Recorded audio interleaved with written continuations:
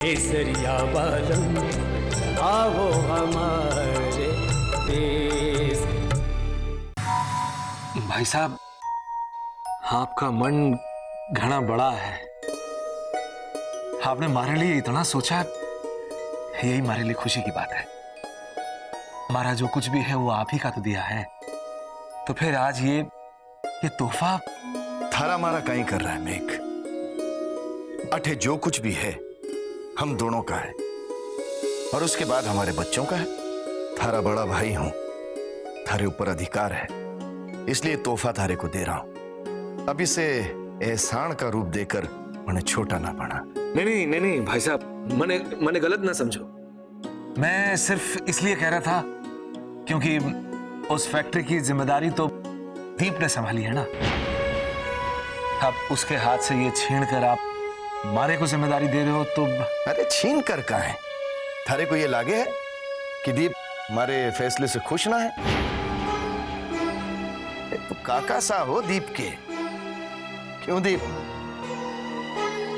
काका साहब, अगर आप फैक्ट्री का कामकाज संभालोगे तो हमारे को बड़ी खुशी होगी। हमारी मेहनत सफल हो जाएगी काका साहब। और जे रणवीर ने काम शुरू किया होता और आपको काम सौंप दिया होता, फिर भी आप इतना संकोच करते? हमारे में और रणवीर में फर्क है क्या? अरे दीप,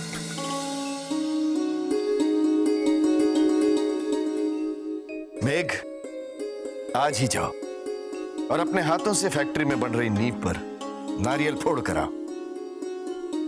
आज ही क्या पापा साहब? आज तो काका साहब का जन्मदिन है। आज का इन्हें धूप में दौड़ा रहे हो आप। आज रहने दो, मैं खुद इन्हें ले जाऊंगा 1-2 दिन में। नहीं दीप, आज ही जाओ। नेक काम में देरी नहीं होनी चाहिए। मेघ, अगर आज ही जाना है तो जल्दी जाकर सूरज ढलने से पहले आ जा। आज थारा जन्मदिन है और आज रात की होली की पूजा मैं थारे हाथों से करवाना चाहूं हूं। ठीक है मासा। अरे भाई, कोई मेघ का मुंह तो मीठा कराओ। अरे कमल, जाओ जाकर मिठाई लेकर आओ। जी मासा, अभी लाती हूँ।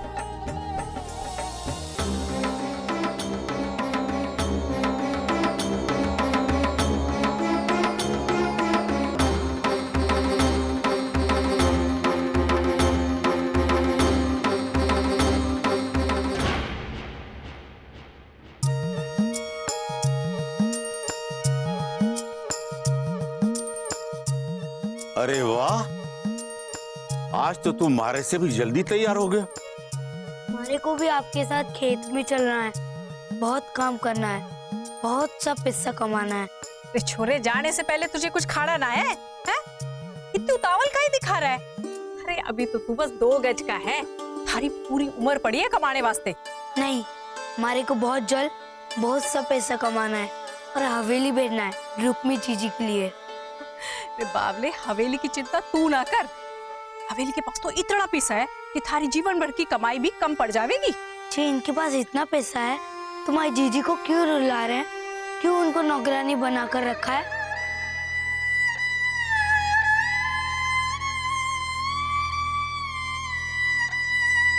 क्या बात है रे? थारी जीजी ने थारे को कुछ बताया? जब से कल से फोन करके आया, ऐसा ही उदास चेहरा बना के जाने की बोल रहा। अरे बता तो सही कि थारी जीजों से क्या बात हुई?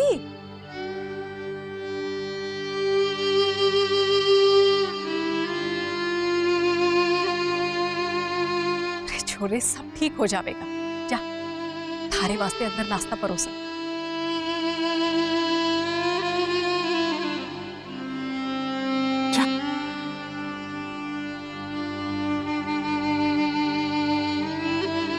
बच्चों का मन रखना कितना आसान हो है।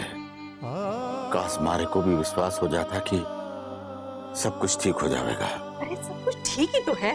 10 साल का ब्याह इतने बड़े घर में हो गया है, और उसी घर में उसकी जीजी को नौकरानी बना करके रखा है। वो तारा को ठीक लगे? ये बात तो मुझसे मत ही कहो जी। उस छोरी का तो भाग ही ऐसा है। अब अपने कर्मों का दोष रुक्मी के भाग पर मत थोप। 10 साल उस घर में राज कर रही है, इसी में थारे मन की सारी खुशी है।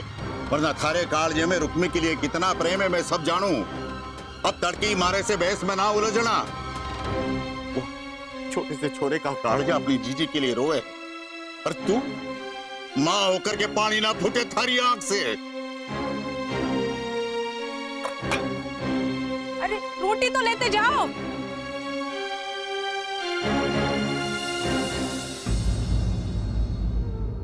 आज छोटे ठाकुर साहब का जन्मदिन है। वो माने ना माने, पर हमारे लिए तो वो हमारे ससुर सा ही है ना। जैसे हमारे बापू वैसे ही वो। इसलिए आज मैं उन्हें अपने सबसे प्यारे कान्हा भेंट करूंगी। सिर्फ मुस्कुराने से कुछ ना होगा, उन पर अपनी कृपा बनाए रखनी होगी आपको। फिर देखना, गुड़ चीनी की जगह मोतियों का भोग लगेगा आप लोग।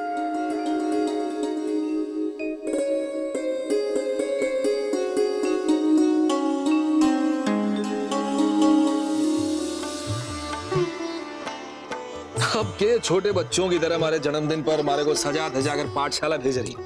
हमेशा हर जगह छोटे ठाकुर साहब बनकर जाते थे, आज पहली बार मालिक बन के जा रहे हो तो रौब दिखाने की बात तो जरूरी है ना। फैक्ट्री अभी शुरू नहीं हुई है कब? जिस दिन फैक्ट्री का उद्घाटन होगा उस दिन करना ना ये सब। आज तो मंडे देर हो गई, या फिर भाई साहब से कह दूं मैं कि आज मैं बिलासपुर नहीं जाने वाला, क्योंकि हमारी बींदनी हमारे लिए कपड़ा नहीं छोड़ पा रही। हमारे को ताना मारने की जरूरत ना है, कभी तो मन ने हमारे मन की कर लेने दिया करो। इन दोनों में से कौन सा पहनना? अरे थारे मन की करनी है तो फिर मारे से पूछ क्यों नहीं? जो थारे को पसंद है दे दो। ये पहन लीजो और जल्दी तैयार हो जाना, वरना फिर सब कहेंगे कि हमारी वजह से देर हो गई। और हाँ, मैं तुम्हारे लिए दही चटाने के लिए लेके आती हूँ।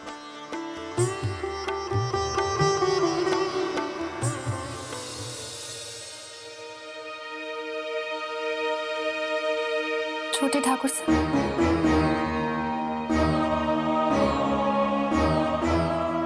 क्या है?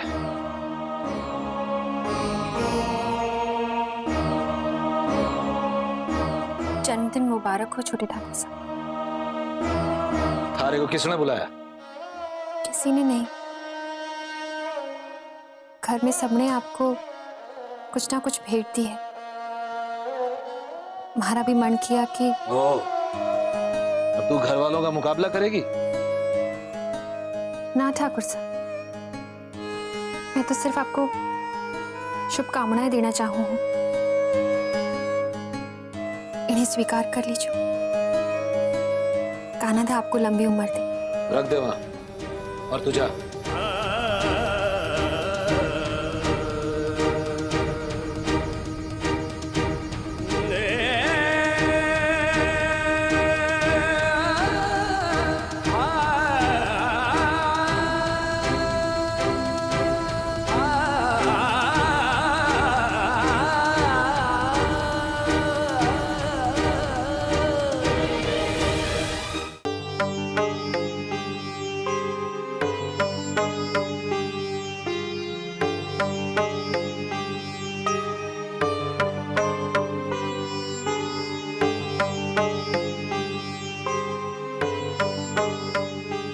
कम से कम आज के दिन तो मुंह फैलाकर मत बैठो। आज पापा का जन्मदिन है, शाम को उनका जन्मदिन मनाया जाएगा। चौक पर गांव के सभी लोग होंगे और सब इस हवेली की नई बींदी को देखना चाहेंगे, उससे बात करना चाहेंगे। देखो रसाल, मैं तुम्हें यह तो नहीं कहूंगा कि तुम्हें क्या करना चाहिए और क्या नहीं। बस इतना ख्याल रखना कि हवेली की मान मर्यादा बनी रहनी चाहिए। और ये बात अपनी चीजी से भी कह देना, मैं कोई बखेड़ा नहीं चाहता।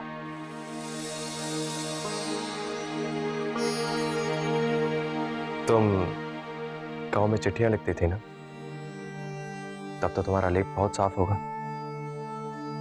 देखो अंदर पापा के लिए एक तोहफा रखा है जन्मदिन का, उस पर अपना और मेरा नाम लिख देना। देखो मैं नहीं चाहता कि इस कमरे की बातें चार दीवारी के बाहर जाए।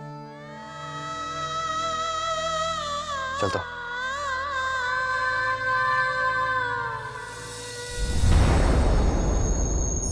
क्या जरूरत थी राजा हरिश्चंद्र बनने की? हमारे लिए तो आप और काकासा एक जैसे हो। बिलासपुर वाली फैक्ट्री काकासा को दे दो, मैं समझूंगा हमारी मेहनत का सच्चा कदरदान मिल गया है। अब आगे क्या करना ये मन ने बताओगे या यूं ही हमारे को ताना देते रहोगे? मने थारे पे गुस्सा आ रहा है भांजे। अरे जीजोसा से थोड़ा टाइम मांग लेता, 8-10 महीनों में फैक्ट्री तैयार हो जाती। झूठ झूठ बोल देता, फैक्ट्री तैयार होते ही मैं काकासा को सौंप दूंगा। कम से कम ये तलवार तो नहीं लटकी होती। उस दिन तो बड़ी शेखी बगा रहता, अब क्या करेगा?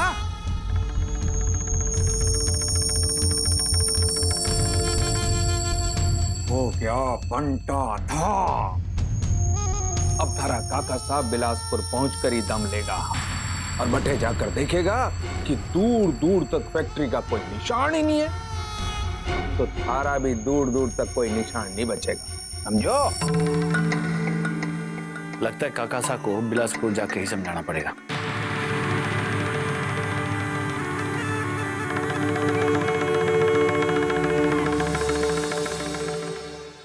सच में बापू का फोन है? बात करके देख लो।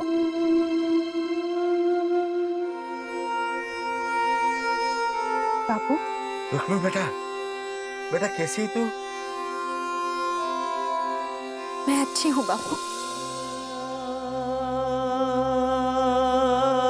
बेटा आज पहली बार मैंने लागे है कि तू भी औरों की तरह से झूठ बोल पाती तो शायद अच्छा होता। शायद थारा झूठ सुनकर के हमारे मन को तसल्ली तो मिलती, क्योंकि बेटा थारा सच सुनने की अब हमारे में और हिम्मत ही ना है।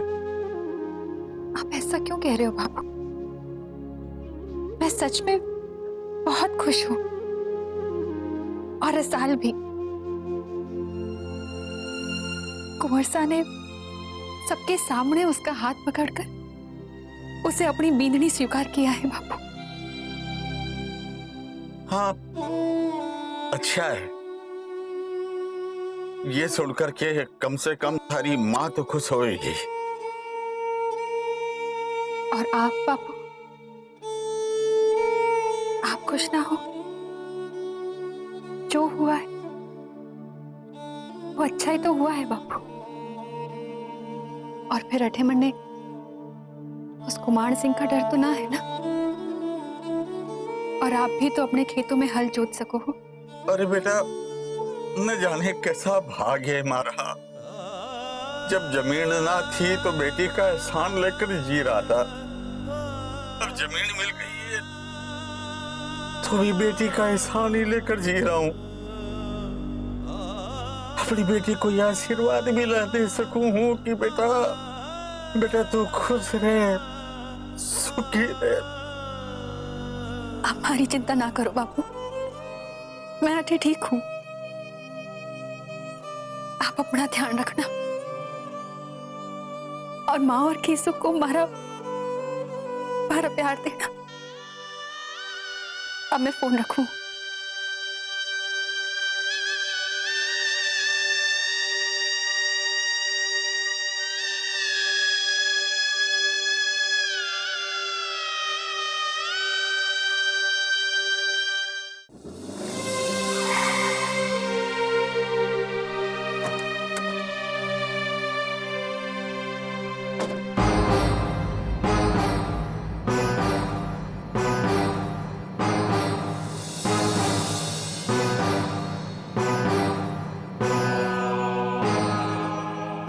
घड़ी खमा हुकुम। गोपाल जी हुकुम। फैक्ट्री का काम कैसे चल रहा है? फैक्ट्री ठाकुर साहब अठे तो पिछले 2 महीने से कोई काम नहीं चल रहा है।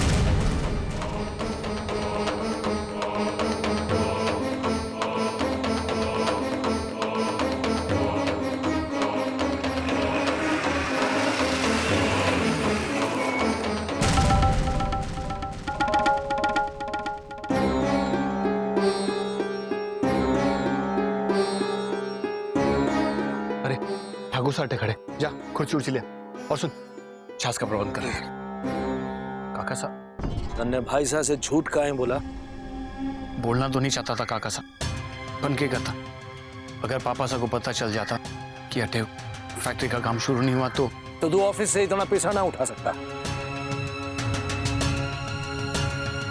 काका साहब, आपने अपनी आंखों से देख लिया, जमीन बंजर है, मैं क्या करता। पर मैंने ऑफिस से जो पैसे लिए, ये देखिए, सारे कंकर पत्थर हटाकर जमीन साफ करवा दिया। 50 लाख में? अठे ये काम करने के वास्ते 2-2 कौड़ी में मजदूर मिल जाते हैं। ऐसे कितने मजदूर लगवाए थे? 50 लाख? भाई साहब ने इस फैक्ट्री का जिम्मेदार मारे को बनाया है और मारे को पाई पाई का हिसाब चाहिए।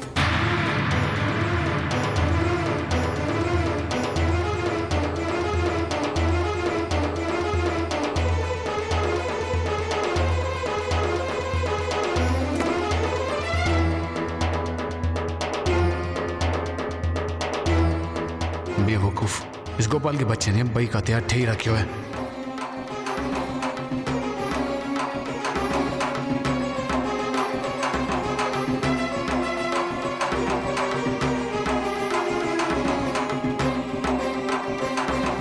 काका साहब, थारे ऊपर भरोसा करके भाई साहब ने बहुत बड़ी भूल की है।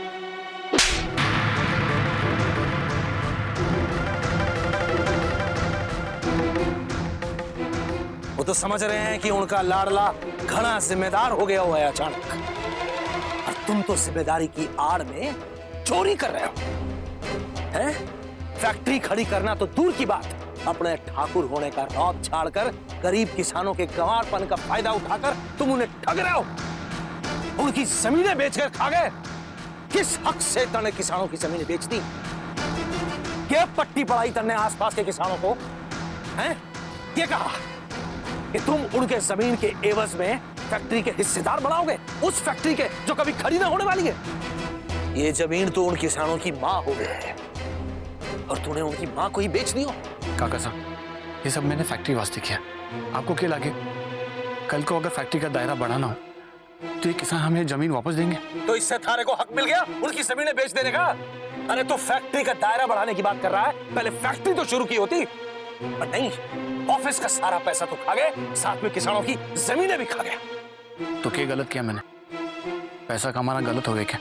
पैसा कमाना गलत ना हुए, लेकिन नाजायज तरीके से पैसा कमाना सिर्फ गलत ही ना है, जुर्म भी है। काका साहब, प्यार, जंग और धंधे में सब कुछ जायज हो गया।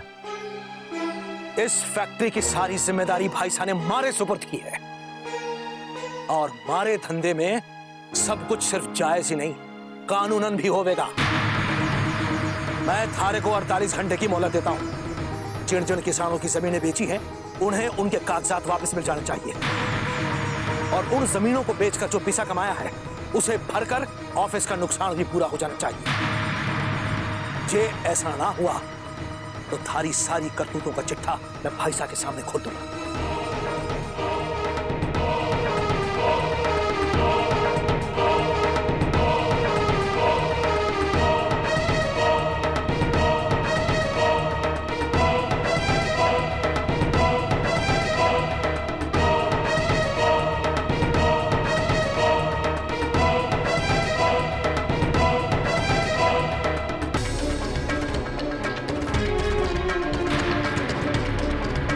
काका साहब, काका साहब, लालच ने मारे को अंधा बना दिया। मैं भूल गया कि एक ठाकुर के लिए अपने प्रजा का विश्वास अपनी शान से बड़ा हुआ है। मैंने माफ कर दो। मैंने आपको, पापा साहब को, सबको धोखा दिया, उनका विश्वास तोड़ा है। काका साहब, मैंने पछताने का एक मौका तो दो। मैं अपनी भूल सुधारूंगा काका साहब। मैंने एक मौका दो काका साहब, एक मौका। हमारे पे एक एहसान कर दो, अपनी 48 घंटे की मोहलत वापस दे दो काका साहब, प्लीज काका साहब। माना कि मैंने गलत रास्ते से पैसा बनाया, पर मैं आपको वचन देता हूं कि मैं पाई पाई लौटा दूंगा। पर इस वक्त हमारे पास पैसा आना है काका साहब। 48 घंटे में इतनी बड़ी रकम कहां से ले आऊंगा काका साहब? मैंने थोड़ी मोहलत दीजिए, मैं सारे पैसे लौटा दूंगा काका साहब, पाई पाई करके लौटा दूंगा काका साहब। आप प्लीज सौगंध काका साहब। ये कहा था तूने सबके सामने, जैसे मारा रणवीर वैसे तुम। 48 घंटे, सिर्फ 48 घंटे, मैं 1 मिनट भी ज्यादा ना दूंगा थारे को। थारे को पाई पाई का हिसाब देखना है, समझे?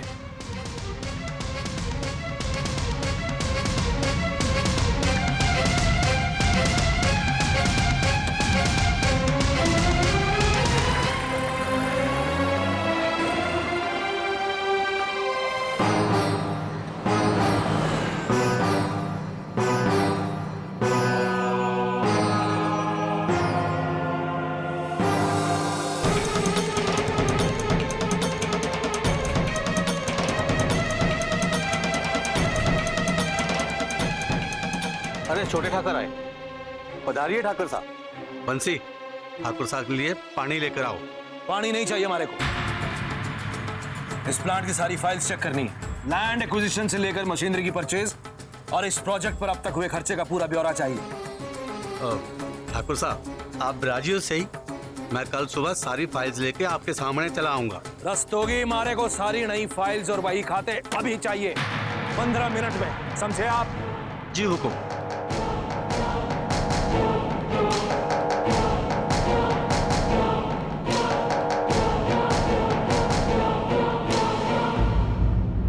भांजे साफ साफ बता, क्या हो? मामो साहब, हमारी बर्बादी में सिर्फ 48 घंटे बचे। अगर मैंने अपने किए का सुधार नहीं किया तो मारे को भीख मांगते फिरना होगा, और वो भी अगर पापा साहब ने मारे को जिंदा छोड़ा तो। अरे भांजे, ऐसा मत बोल, मारा हार्ट अटैक आ जाएगा, मारी दिल की धड़कन रुक जाएगी। पर भांजे, ये तो बता, इस समय मेघ सिंह है कट्ठे? काका साहब हमारे को सूली पर लटकाने की तैयारी कर रहे हैं। रस्तोगी का फोन आया था, हमारे कैबिन में बैठ के भाई खाते चेक कर रहे हैं। तू बैठे ही रुक भांजे, मैं अब आ रहा हूं बटे। अब आप आके यहाँ क्या करोगे? अरे आने तो दे भांजे, धीरज रख भांजे, मैं अभी वहां आता हूं। ठीक है।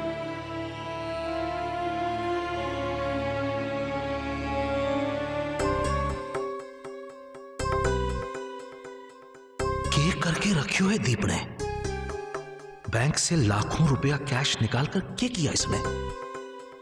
प्लांट के लिए परचेजिंग की सारी झूठी फाइलें, किसानों से जमीन एक्वायर की आधी कीमत पर, और उसका भी अभी तक भुगतान न किया गया है। आखिर रुपया गयो तो गयो कटे।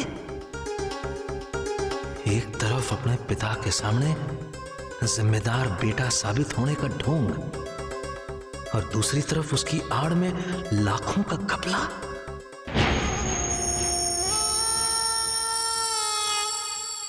मने भाई साहब को इसकी पूरी जानकारी देनी ही होगी, चाहे कुछ भी हो जाए। फिर भाई साहब खुद पता करेंगे कि इस घपले में किस किस का हाथ है।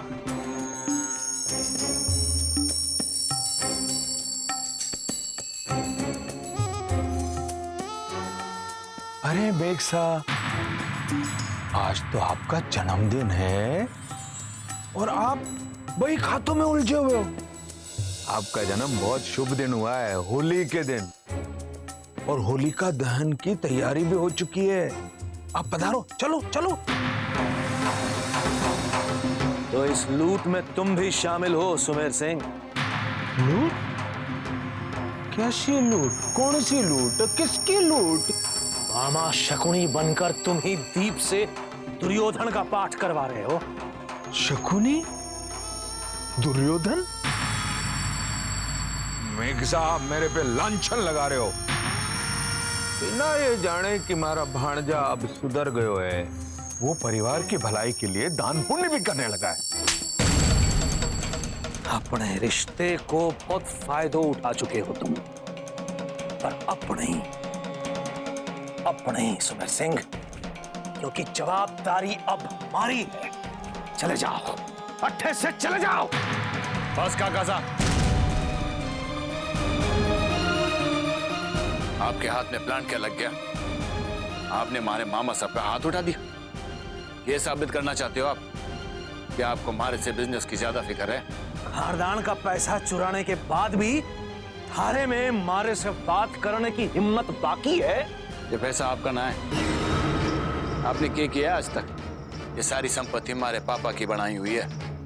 अगर मैंने हमारे पापा की दौलत में से थोड़ी बहुत पैसे उड़ा दी तो आपको क्या तकलीफ है? ये सिर्फ थारे पिता की नहीं, खानदान की साझा संपत्ति है दीप। सुना मामा साहब, हमारे पापा सा क्या आज्ञाकारी, काका सा के मन में ये चल रहा है। बहुत जलन थी इनके मन में मामा साहब। देखो कैसे मौका मिलते ही बोल दिया इन्होंने कि सिर्फ हमारे पापा की नहीं, सांझी संपत्ति है। बस भांजे, अब तू एक शब्द भी नहीं बोलेगा। ये प्लाट महाराज जीजोसा ने मेघसा को जन्मदिन के तोहफे के रूप में दिया है। अब तू एक शब्द भी बोला तो थारा बापू सा का अपमान होगा। नहीं भांजे, अब तू एक शब्द भी बोलेगा। चल यहां से चलते, चल। तुम दोनों के इस ड्रामे का मारे ऊपर कोई असर नहीं होने वाला। जो मैंने कहा है उसे याद रखना दीप। सिर्फ 48 घंटे हैं थारे पास। अगर इन 48 घंटों में तुम अपने किए को सुधार लो तो हो सकता है मैं थारे को एक मौका और दूं। क्योंकि छोटा भाई होने के नाते हमारे को अपने बड़े भाई भंवर सिंह पर न सिर्फ भरोसा है, बल्कि दिल से मैं उनकी इज्जत भी करूं, जो शायद एक बेटा होने के बावजूद तुम नहीं करते।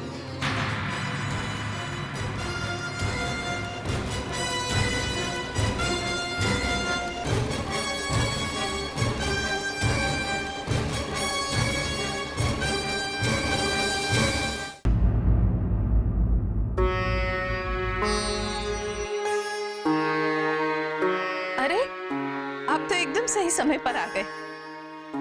देखिए, आपके पहनने वास्ते मैंने कपड़े निकाल के रखे हैं। ठीक है, ठीक है। बिना देखे इतनी बेदिली से आपने ठीक है कह दिया। आप ठीक तो है ना?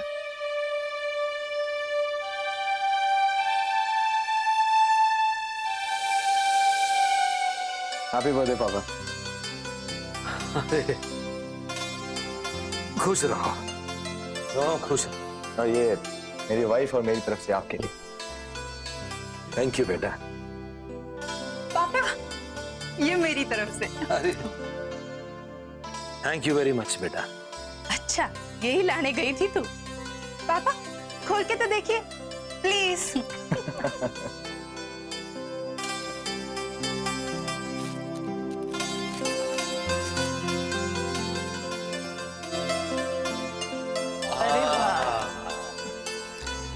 ये तो बड़ा खूबसूरत है। पापा साहब, आज रात आप इसे ही पहन के होलिका दहन में चलेंगे, ओके?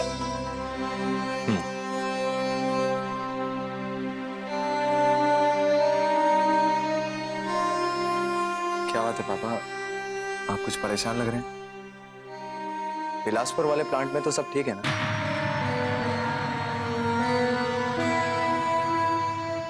हाँ, सब ठीक है।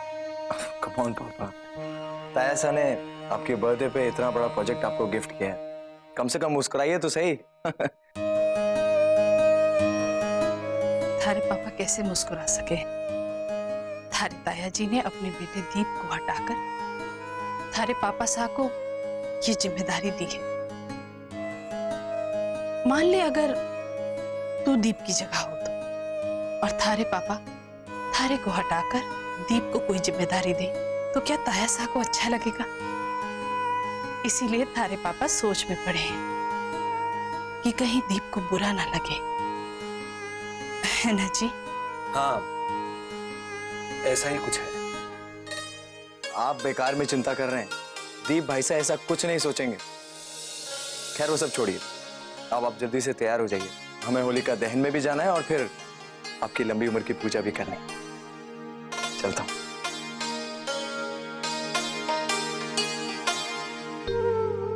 अरे ये मूर्ति कितनी सुंदर है। आप लाए हैं? मैं रख लूं? हाँ रख लो। वो रुक्मी हमारे को जन्मदिन पर जबरदस्ती देकर गई है।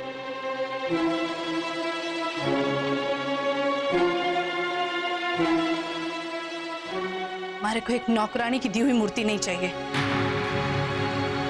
मैं बाजार से खरीद लूंगी।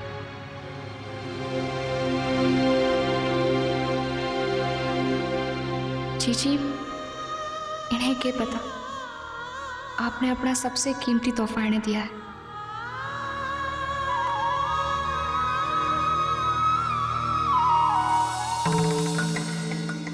मामू सा, पापा सा को पता चलते ही मैं रहूंगा या नहीं ये भगवान ही जाने।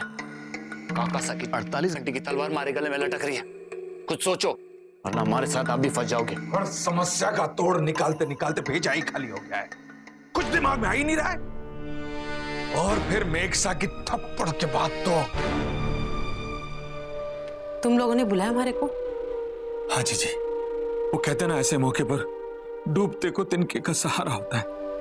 विराजो जी।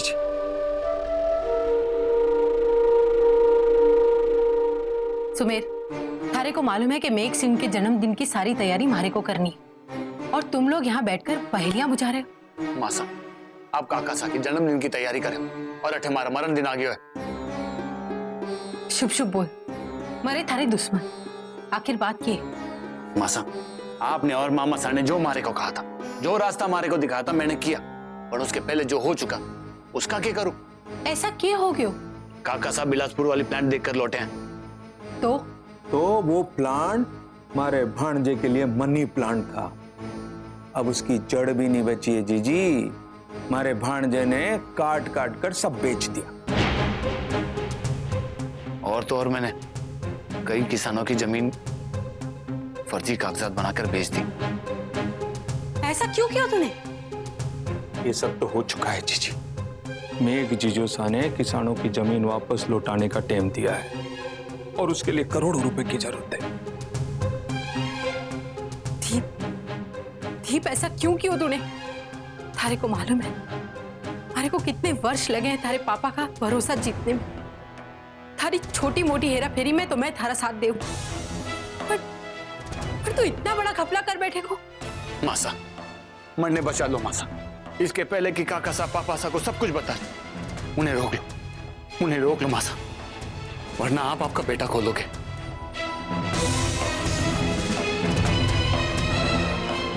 हर माँ अपनी औलाद के हाथों मजबूर होवे।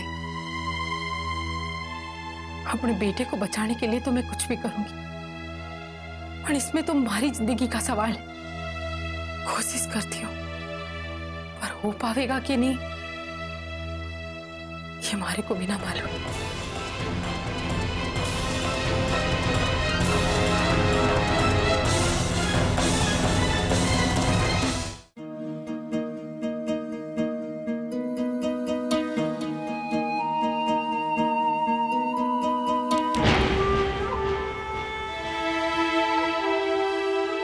भाभी साहब, आप अठे? वो कमल तो नीचे ही है। जानो,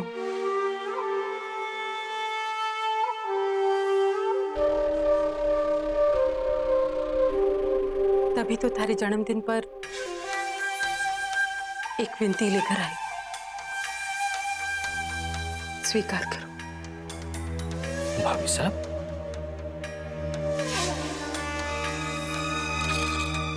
क्या है ये? हमारे बैंक के लॉकर की चाबी, हमारे सारे गहने, हमारी सारी जिंदगी की जमा पूंजी थारी है देवर जी। भाभी साहब, आप अपने गहने और अपनी जमा पूंजी मारे को क्यों देना चाहे? ताकि अपनी मान मर्यादा और हरी औलाद की खुशियां थारे से मांग सकूं। हमारे बेटे को माफ कर दो देवर जी।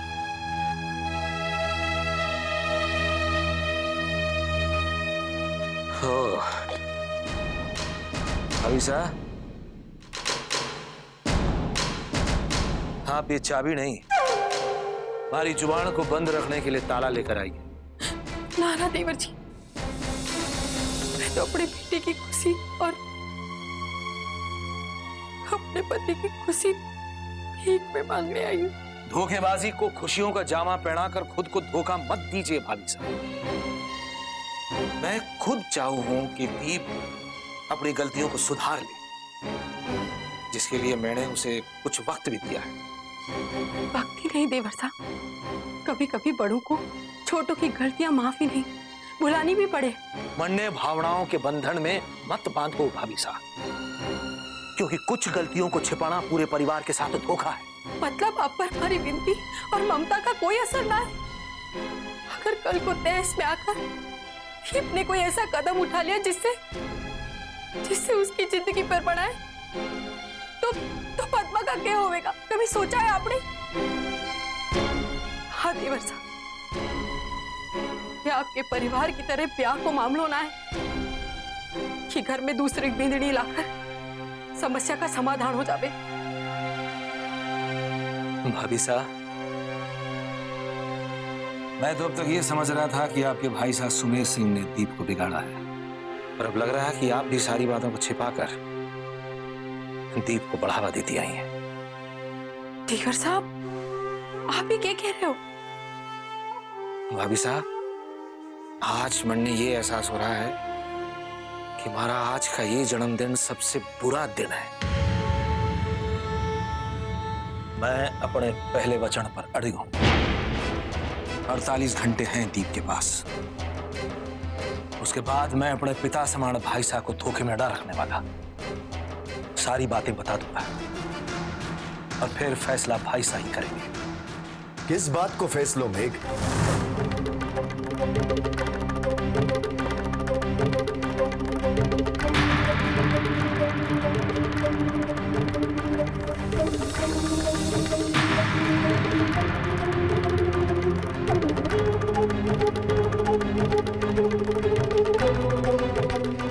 और थारी आंखें किस परेशानी में रो रही थी?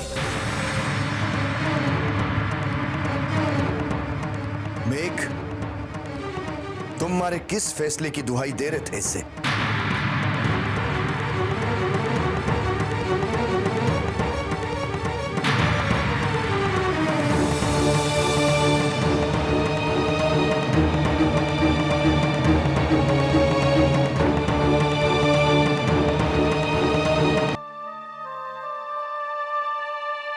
भाई साहब, वो भाभी साहब कुछ बातों को लेकर बहुत भावुक हो रही थी।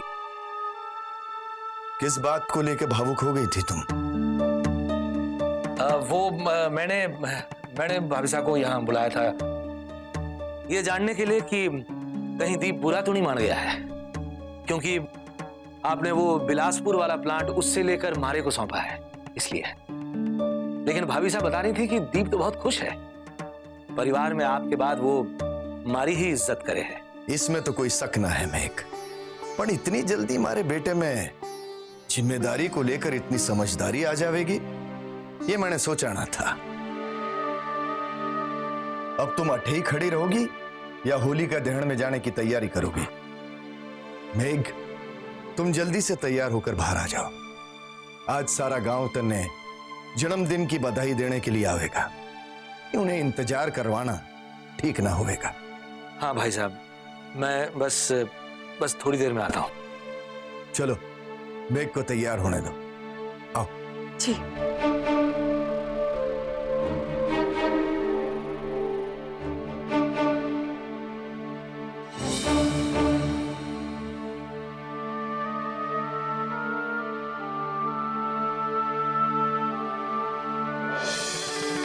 मामा सा, अगर माँ सा काका सा का मुंह बंद करने में कामयाब हो गए ना, तो आप देखना मैं कुछ ऐसा कर दिखाऊंगा कि मारे खिलाफ एक भी सबूत नहीं मिलेगा। हमारे कान में उस थप्पड़ की गूंज अब भी सुनाई दे रही है भांजे। मामा सा, आपने वो कहावत तो सुनी होगी कि चोर का साथ देने वाला भी चोर कहलावे। मान लो कुछ दिनों तक काका सा ने पापा सा को कुछ नहीं बताया तो? जीनियस, चिज्जो सा मेघ सा से पूछेंगे कि तन्ने पता था पर मन ने बताया क्यों नहीं?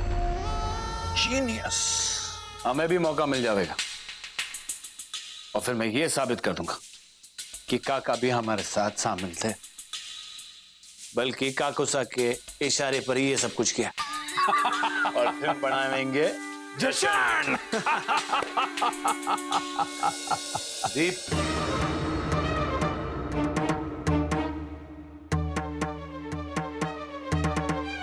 सुमेर सिंह, तुम बाहर जाओ, हमारे को दीप से अकेले में कुछ बात करनी है।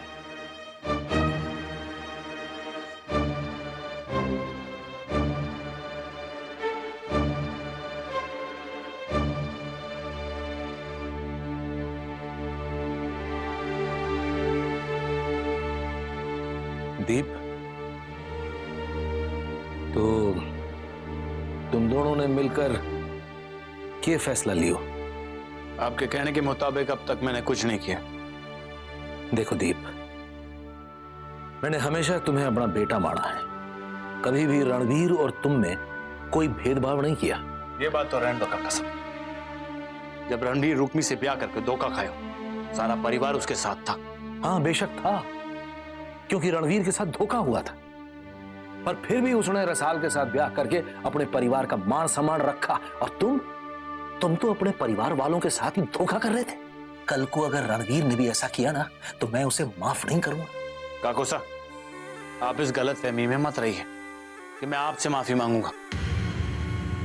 अरे मैं तो कहूं 48 घंटे क्यों, आप अभी जाके बोल दीजिए पापा साहब को। तुम काकोसा, मारे को आपका भाषण ना सुनना है। आपने मन ने 48 घंटे का वक्त दिया ना, मैं देख लूंगा उसके बाद जो होना है। आपका उपदेश बंद कीजिए, आप जाइए, आपके जन्मदिन का जश्न मनाइए और मारे को अकेला छोड़ दीजिए।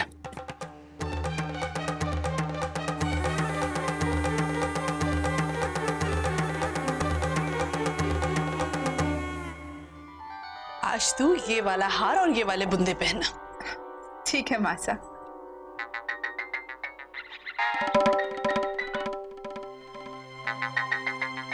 अरे क्या सोच रही है? फोन क्यों नहीं उठा रही है? बात कर, कौन है? वो मेरी सहेली पिंकी है। अरे तो फिर बात कर।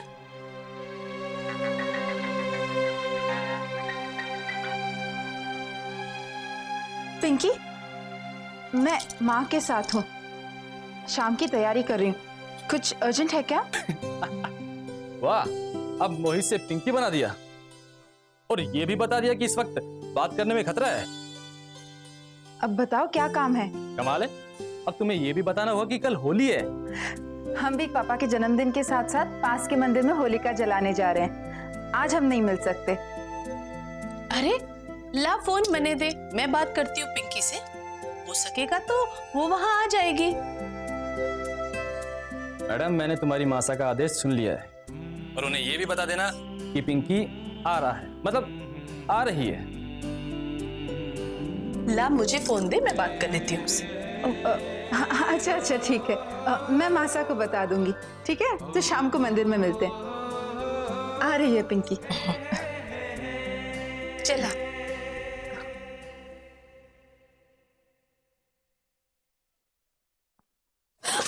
संभाल रसाल।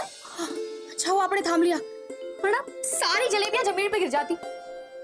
अरे आप अभी तक घर के काम में ही लगी हो, खत्म कटे हो रहा है, जो दूसरे काम करूं।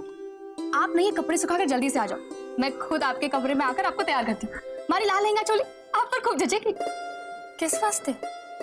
अरे होली का दहन पे चलना है ना, मैंने सुना है कि आसपास का पूरा गांव आ रहा है, आप जल्दी से आओ। बिंदनी, के हो गया थारे को? रुक्मी होलिका दहन के लिए ना जा सकेगी। क्यों?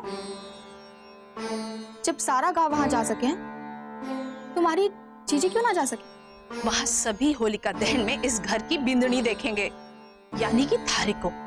क्या बताएंगे उन्हें हम कि जे थारी बड़ी जिज्जी है ना इस हवेली की बिंदनी? रसाल, रुक्मी को साथ ले जाने की बात भूल जा। और रुक्मी, तू कैसे अपनी औकात भूल जावे? और वैसे भी थारा डरावना चेहरा दिखाकर लोगों को डराना ना है। वहां हम शुभ कार्य के लिए जा रहे हैं और शुभ कार्य में कोई विघ्न ना आने देंगे। अब खड़े खड़े हमारा मुंह के देख रही है? चल जा आठी से जा। चलो कमल, बहुत काम।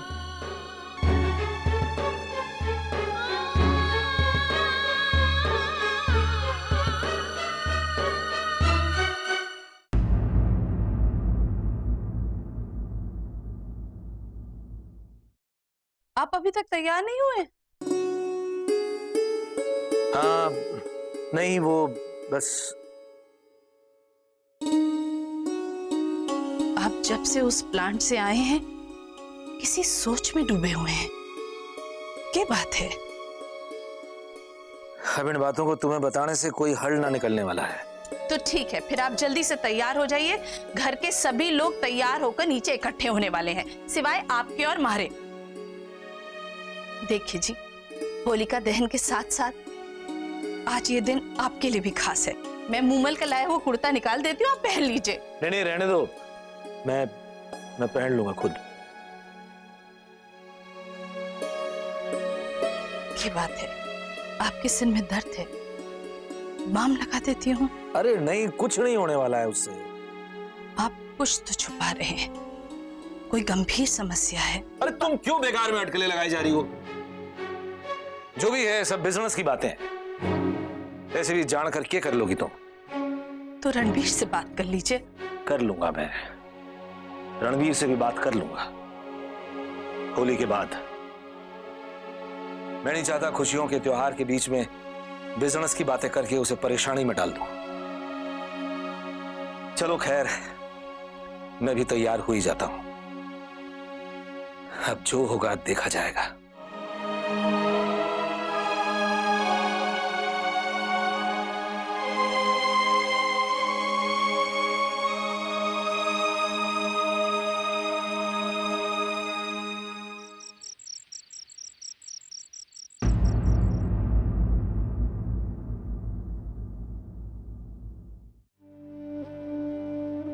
रणवीर, अरे माँ साहब, आप अभी तक तैयार नहीं हुई? वो रणवीर, मारे को थारे से कुछ बात करनी है। क्या बात है माँ साहब, बताइए ना। मैं थारे पापा को लेकर परेशान हूँ बेटा। पापा को क्या प्रॉब्लम हो सकती है? ठीक है तो थे जब मैं और रसाल उन्हें बर्थडे विश करने गए थे। मारे को लागे है थारे पापा बिजनेस को लेकर किसी परेशानी में है। उनसे मैंने कहा भी कि तुझसे बात कर ले, कहने लगे कि होली के बाद कल बात करूंगा, पर तू उनसे कल जरूर बात कर लेना। पता नहीं माँ साहब, जब तायासा ने पापा को वो बिलासपुर वाला प्रोजेक्ट दिया था तब तो वो काफी खुश थे, काफी एक्साइटेड थे वो। माँ साहब, मुझे लग रहा है आप फिजूल में चिंता कर रहे हैं। आप देखना, पापा का हाथ लगते ही ये प्लांट भी सक्सेसफुल हो जाएगा। पता नहीं, पर कुछ तो है जिसे वो अपने अंदर रखकर घुट रहे हैं। कुछ नहीं है माँ साहब, लेकिन फिर भी अगर आपको लग रहा है तो ठीक है। होली के फंक्शन के बाद मैं खुद उनसे बात करूंगा। अगर उन्हें कोई परेशानी हुई तो मैं उनके साथ मिलकर उसका हल निकालने की कोशिश करूंगा। आप स्माइल कीजिए और जाकर जल्दी से तैयार हो जाइए, आखिर आपके पति का जन्मदिन है आज।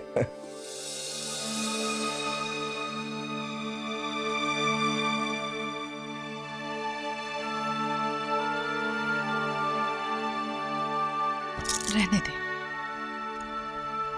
वो मैं चलती हूँ।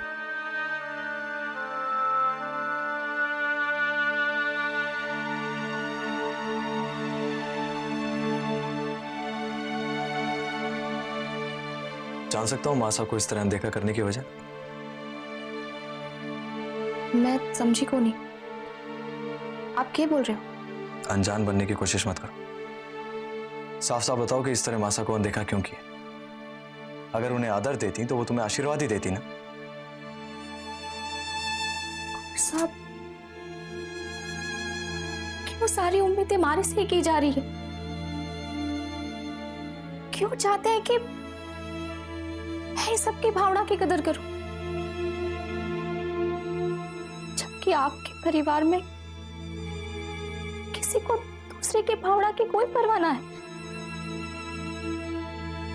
हर बार ताड़े और कठोर शब्द सुने तो हम इस हवेली में ना आए। रसाल, अब क्या हुआ है? आपको बताकर समझ ऐसा का सब आधार तो ना होगा, पर हमारा जी जरूर हल्का हो जाएगा। कुंवर साहब, जब हमारी जीजी एक नौकरानी बनकर अपना सारा काम ईमानदारी से निभा रही है, फिर भी उड़े उड़ के चेहरे को लेकर दाने देने से क्या खुशी मिल रही है आपके परिवार को? चलो मार भी लेके कोई काम नौकरानी, तो क्या वो इंसान ना है? उनकी भावना को ठेस ना पहुंचे?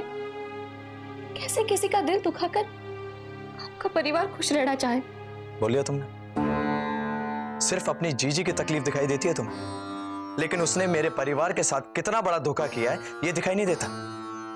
आज भी मेरा परिवार उस सदमे से उभरा नहीं है रसाल। और मैंने क्या किया था? तुम्हारी जीजी से सच्चा प्यार ही किया था ना, और बदले में मुझे क्या मिला? आज समाज को दिखाने के लिए दूसरी शादी करनी पड़ी मुझे। मैं इंसान नहीं, मैं चाहता ना तो सिर्फ नाम वास्ते तुम्हें पत्नी रख सकता था, लेकिन मैंने ऐसा नहीं किया, क्योंकि रुक्मी की सजा मैं तुम्हें नहीं देना चाहता था। मन परेशान है, लेकिन फिर भी तुम्हारे साथ ब्याहता जीवन बिताने की पूरी कोशिश कर रहा हूं। और एक तुम हो, जब देखो अपनी जीजी की बात करती रहती हो, हमेशा उसी के बारे में सोचती रहती हो तुम।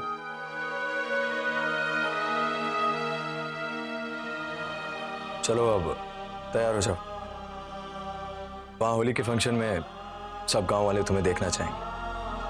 चलो।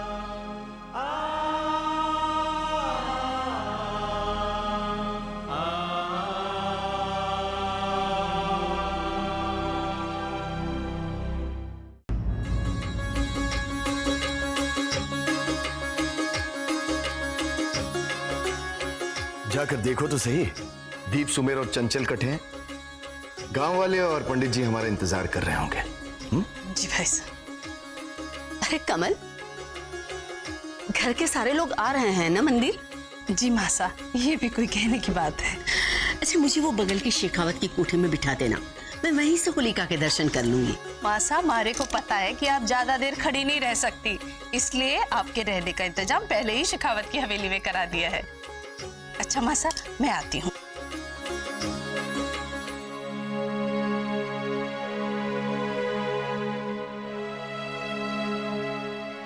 क्या बात है मेघ, कुछ खोए से लग रहे हो? भाई आज तो रस्मों की भी रात है और थारी भी। हाँ भाई साहब, कल सुबह की दुनिया हम सब के लिए नहीं होएगी। कजरी जी हुक्म। सुमेर, दीप और चंचल को बुलाओ, देर हो रही है। जी।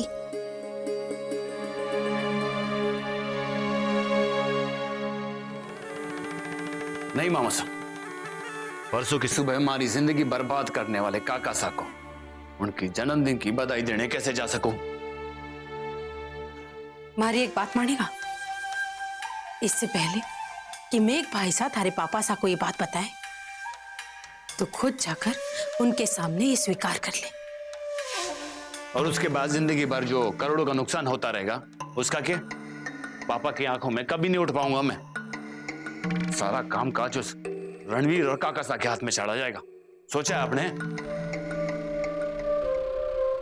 बड़ी ठुकराइन, बाहर सब लोग आपका चलने का इंतजार कर रहे हैं।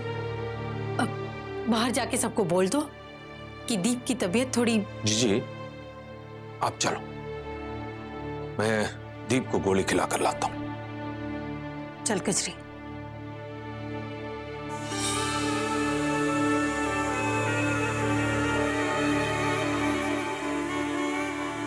भाणजे, थारी मुस्कुरावट बतावे है के